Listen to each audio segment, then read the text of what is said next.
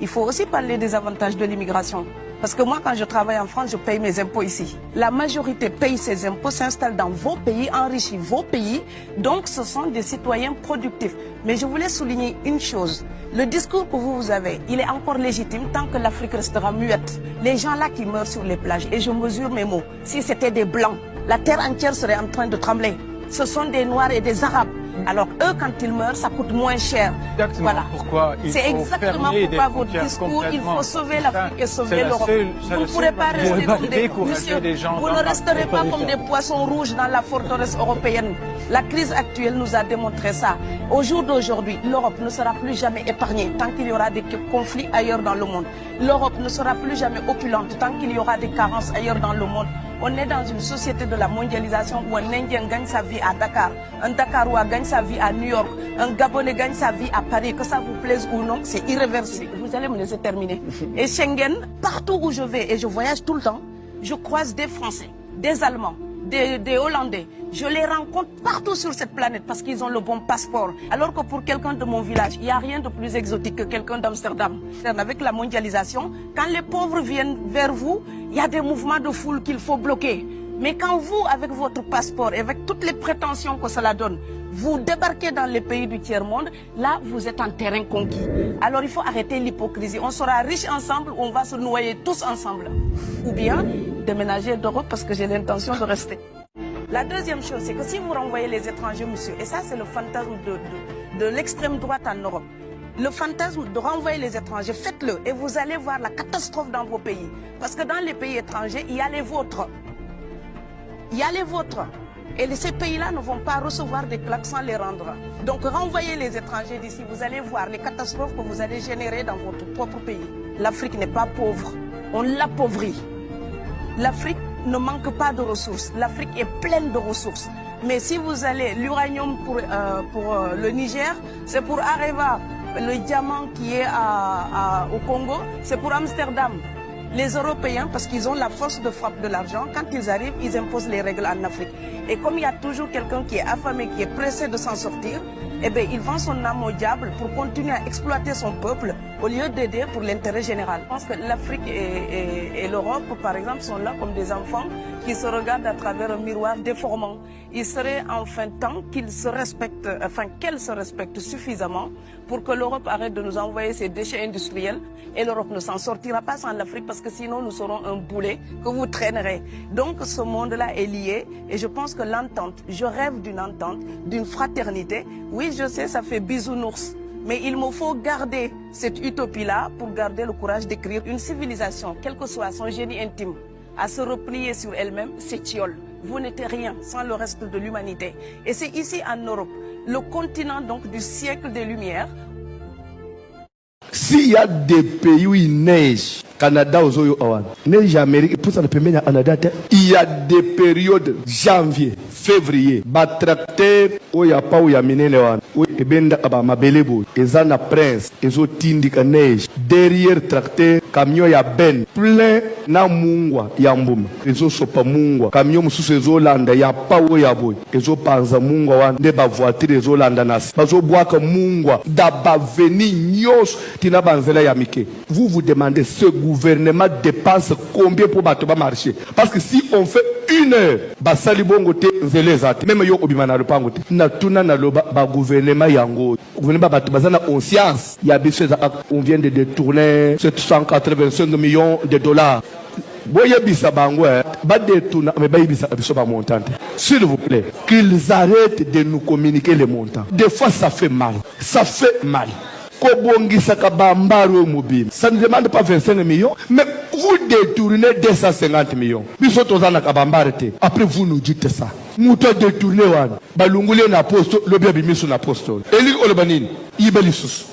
s'il vous plaît, si vous avez votre frère qui est dans le gouvernement, dites-lui, au nom du Seigneur, notre pasteur a demandé, arrêtez de nous communiquer les montants. Faites vos aventures, gardez les secrets pour vous-même.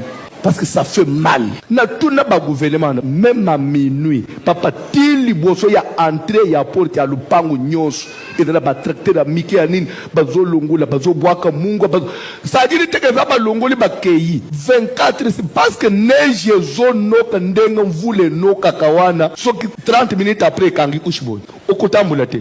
Ils peuvent faire comme ça pendant 3 mois. Eza mungwa oyamu na tuni baza anangu combien bon carburant bon tracteur wana na aéroport partout pour que l'avion décolle bazo bois kama ya mungu likolo ba avion pour epumbo sinon te ba recteur ko bloqué et la vie continue biso libulu ya pamba ya muke tozo sala nangu combien de temps bazo ebise biso bo babongisa zele tozele elanga bon soki tozo ena mbo ya hiver on dirait mboka mo otoza bana na bana bazanga papa zate mama zate nous sommes des orphelins.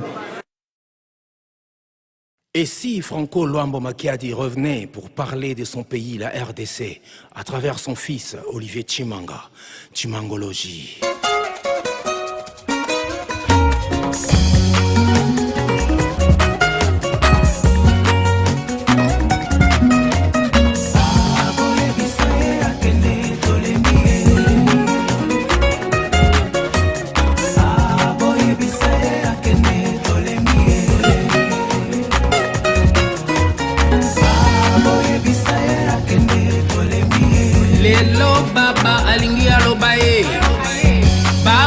Navanda kana yenye Bokolobisa baba na mboko yoe Congolaise, Congolais mpoyo kae Amoni akokite Lelo baba lingi alobae Akoloba lelo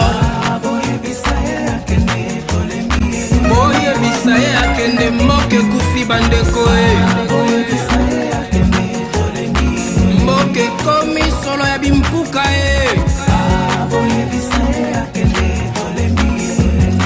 Mboka na ngai bandeko Oyo mboka na ngai Soki nalobeli yango te nani akolobela Soki totelemi te nani akotelema Mboka na ngai etonda bomengo Kasi tozali kokufa lokola banyama Na mboka na biso moko pasi mama Oye bisaye akende babomi mboka Tolembi kokufa lokola bampuku Mboka na ngai esanga l'hôpitalo L'hôpitalo ya Malonga ezalaka te Mai akomela kutu koloba te Lisusu ekoma kobimisa ntufi Toloba te Na kelasi bana bakoma kovanda na mabele bandeko Mboke tonda nzete meke bandeko Kasi kuna bazali komina mbongo ya mboka Oyo pasi mama Tolembi koyoka soni ya boye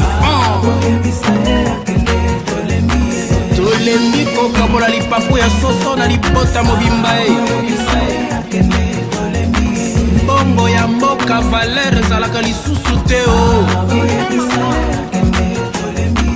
Étudiant asilisi kelasi Asilisi na doctorat bandeko Lobi na ntongo akomi na ye shaere Akomi coopérant misala mizali te Kanda eleki asimbi masieti Bobengi ekulu na Eske boyebiti na nini akoma kulu na Yoso pasi ya mboka bandeko mama Boye bisaye akende Boye bisaye akende mboke kufi bandeko Tolembi kokufa na nzala mboke tonda bomengo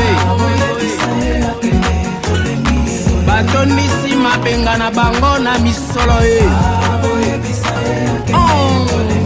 Akatuka mbali, akatuka Mambo mabwidi Ayaya Anuvuno na bao Anuvuno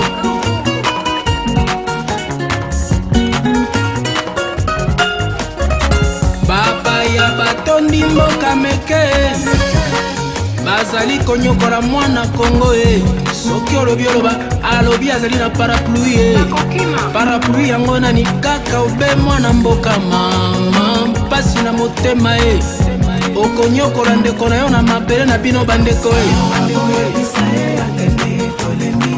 ebongo na libanda bakosala mwana mboka ndenge nini e topanzani mokili mobimba likolo ya kokima pasi e tokoma baumbu na libanda ya mboka e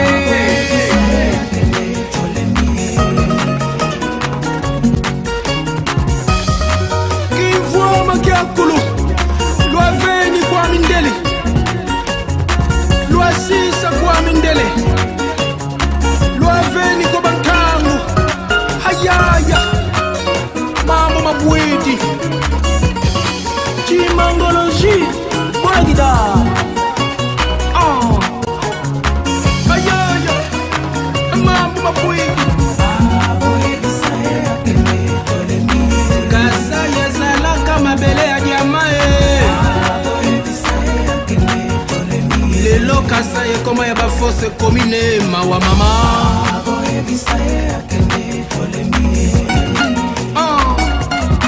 akatwa amwana yakala bulikanda ekongo lya ntotila alufunula bawo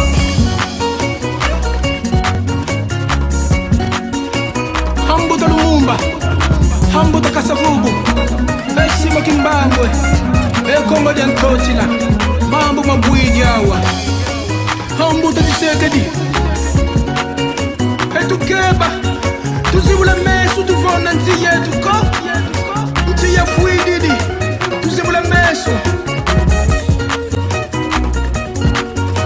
bayaki maboko pamba bakotikoti na kini bakomi na bamituka basombi mpe bandako banyokoli bana kongo bavoisin